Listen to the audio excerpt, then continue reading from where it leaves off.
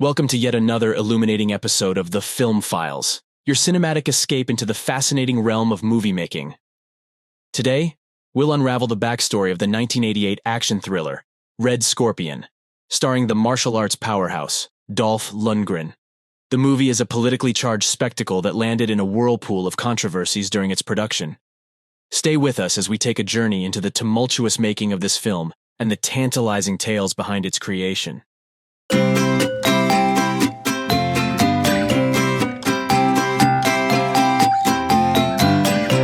Red Scorpion, released in 1988, serves up a captivating portrayal of Cold War politics entwined with high-octane action. In the vast African landscape, we're introduced to Dolph Lundgren's character, Nikolai Radchenko, a lieutenant in the Soviet Spetsnaz. Nikolai, meticulously trained to be an emotionless killing machine, is entrusted with an undercover mission: assassinate an African rebel leader, Ango Sundata, who's been stirring up resistance against Soviet-backed government forces. Nikolai integrates himself into Sundata's group by orchestrating his own arrest and escape, eventually gaining the rebels' trust. Despite his rigorous training and indoctrination, Nikolai, caught in the crossfire of cultures and ideologies, finds himself connecting with the rebels' cause.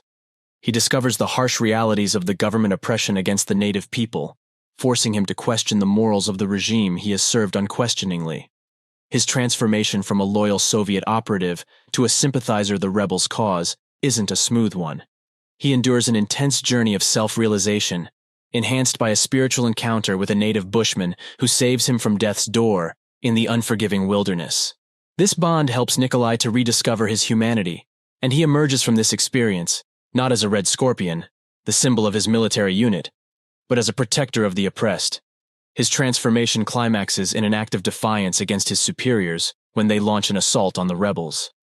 Nikolai turns his back on his former comrades and joins the rebel forces, utilizing his training and skills to help them resist the onslaught.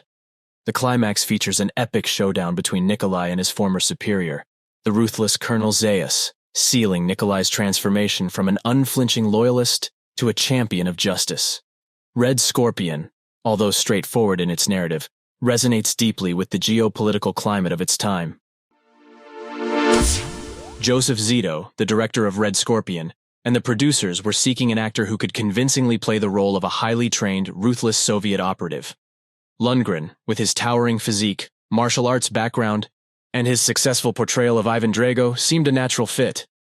Lundgren was approached for the role, and he saw potential in Nikolai's character arc, from a cold-hearted operative to a man questioning his allegiances and rediscovering his humanity. The character's transformation offered Lundgren an opportunity to showcase a somewhat expanded acting range compared to the role of Ivan Drago. His acceptance of the role set in motion the creation of Red Scorpion. Despite the subsequent controversies and challenges during the film's production, Lundgren's commitment to the character of Nikolai remained unyielding, even going as far as performing most of his stunts to lend authenticity to the action sequences.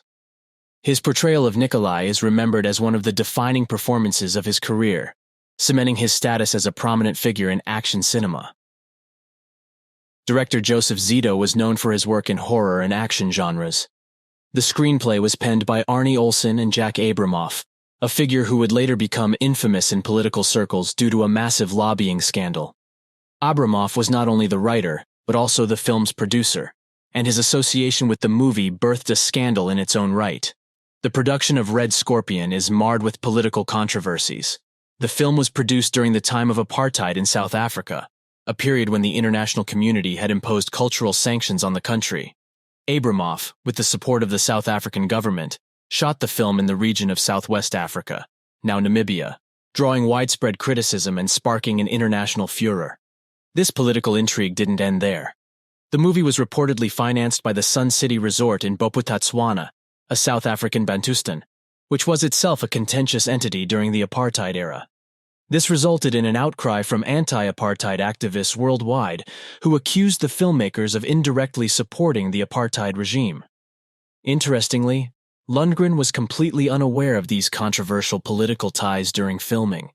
When the truth eventually surfaced, it generated considerable tension among the cast and crew, leading to an investigation by the Screen Actors Guild.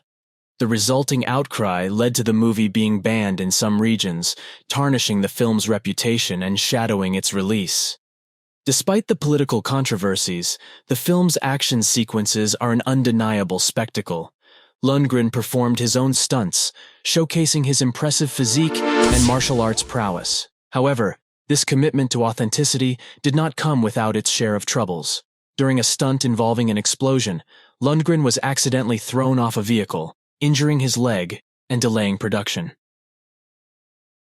While today's films rely heavily on CGI, the practical stunts and effects in Red Scorpion offer a nostalgic retreat to the larger-than-life action cinema of the 80s.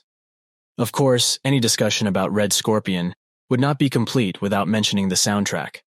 While the film is known for its intense action sequences and political themes, it also boasts a unique musical dimension.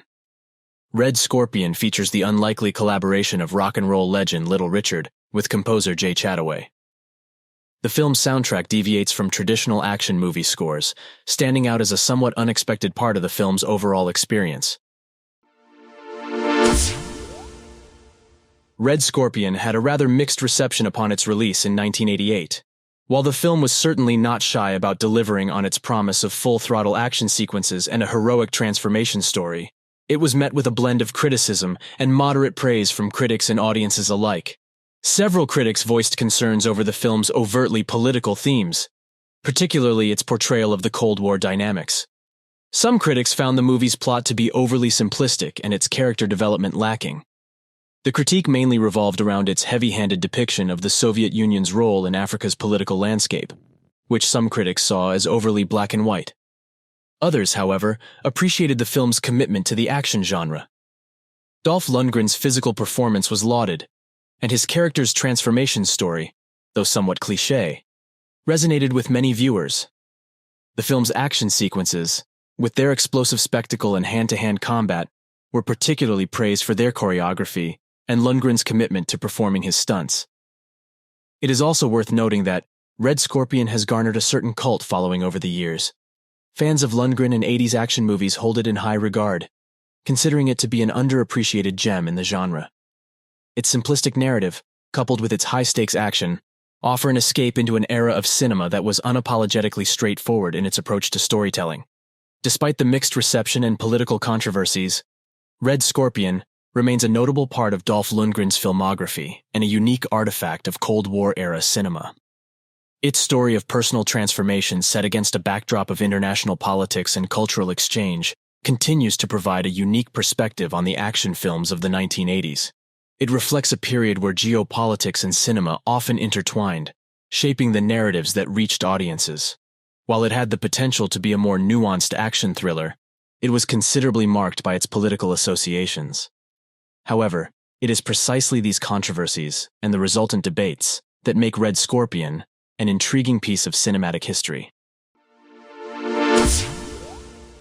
I grew up with 1980s action movies, and I'm a big fan of the genre.